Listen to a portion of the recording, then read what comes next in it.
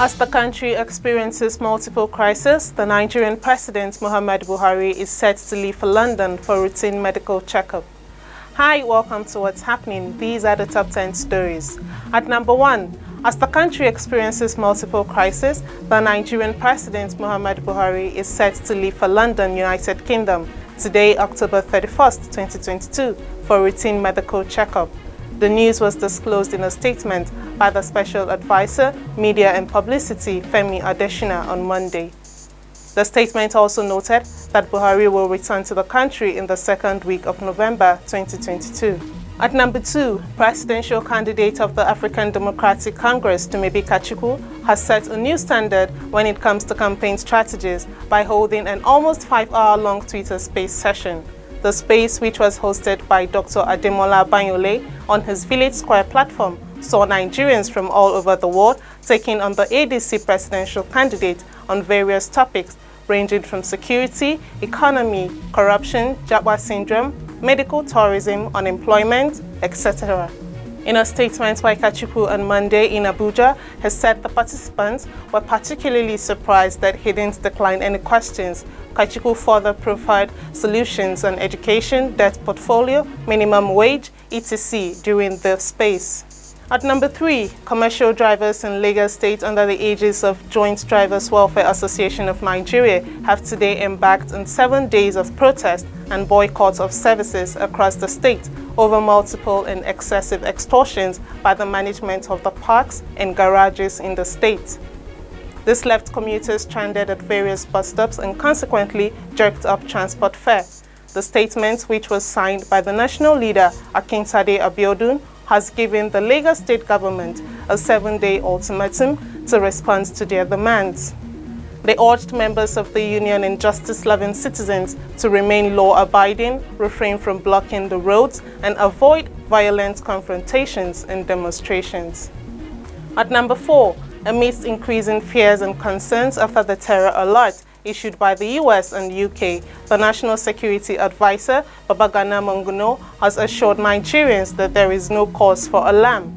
Monguno, who said the situation is under control, described as false and irresponsible the perception of heightened insecurity in Abuja as painted by the UK and the US.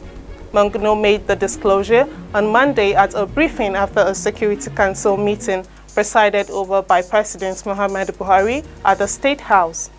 He insisted that the alert was for American and British citizens and that the way it was released complicated the situation.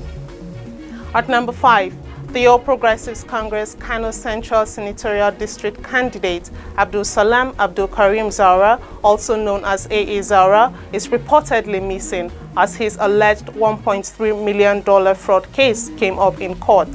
This followed the Economic and Financial Crimes Commission's declaration to the court on Monday that AA Zara, who was earlier granted bail by the Commission's custody, could not be accounted for. The EFCC filed a charge of criminal conspiracy and obtaining money by false pretense to the tune of $1.3 million against the defendant. Counsel to the defendant, Barrister Ibrahim Garbawahu, told the court that AA Zara was not in court because he is not physically fit to stand trial. However, the presiding judge, Justice Muhammad Nasiru Yunusa, said in a criminal case, the defendant must be in court. At number 6, the police on Monday confirmed the release of the kidnapped Adigun Agbaje, a former deputy vice-chancellor of the University of Ibadan. Recalling, on Friday night, Agbaje and other travelers, including 2 female students of Moshood Abiola Polytechnic Abeokuta, were kidnapped by gunmen in military uniform around Dominical University on Lagos-Ibadan Expressway. According to a police statement issued on Monday, Agbaje is currently undergoing the briefing. The police did not give details about the release of other kidnapped travelers. The abductors had reportedly contacted Agbaje's family for a ransom of 50 million naira for his release, while they demanded 10 million naira each for the release of the 2 students. At number 7, according to reports, a proposed $20 monthly charge is to be imposed on Twitter users with verification badge under the new ownership of Elon Musk. According to a Daily Mail report, Musk wants to launch a pay-for-play verification system in which verified users are charged $20 per month. Engineers at the microblogging company have until November 7th to launch the scheme or face being fired. The project was communicated to employees on October 30th. The price of the verification is said to be subject to change. At number 8, President Muhammadu Buhari on Monday expressed heartfelt condolences to the government and people of India following reports that at least 141 people have died after a British-era bridge in Gujarat's Morbi collapsed on Sunday evening. Authorities said nearly 500 people, including women and children, were gathered on and around the bridge when the cables supporting it snapped, bringing down the entire structure into the river. So far, 177 of the 500 have been saved, and teams are searching for several others who are still missing. Buhari's condolence was contained in a statement signed by his senior special assistant on media and publicity, Garba Shehu. At number 9, the Nigerian Medical Association National Committee on Epidemics and Pandemics Awareness has called on governments at all levels to put measures in place to prevent the impending outbreak of epidemics in the aftermath of the devastating flooding across the country.